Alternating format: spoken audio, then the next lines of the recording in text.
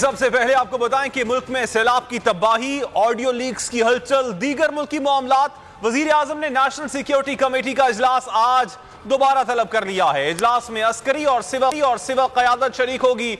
इससे कबल वजीर आजम हाउस से तयशुदा इजलास मौखर कर दिया गया था। मुल्क में सैलाब से नुकसानात, ऑडियो लीक्स की तहकीकात, मुल्क के सियासी मामलात। वजीर आजम ने नेशनल सिक्योरिटी कमेटी का इजलास आज दोबारा तलब कर लिया। नेशनल सिक्योरिटी कमेटी का इजलास आज शाम 4 बजे PM हाउस में होगा। इजलास में अस्करी और सिविल क़यादत शरीक होंगी। PM हाउस लीक्स और दीगर सलामती उमूर पर मुशावरत होगी। सैलाब और मुल्की मामलात पर बातचीत होगी। इससे काबिल इजलास वफाकी काबीना और वजीर आजम शहबाज शरीफ की मसरूफियत के बाइस मौखर किया गया था।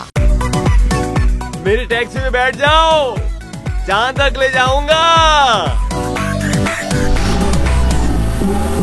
आई है टैक्सी कैश, टैक्सी कैश, आई है टैक्सी कैश, टैक्सी कैश, आई है टैक्सी कैश।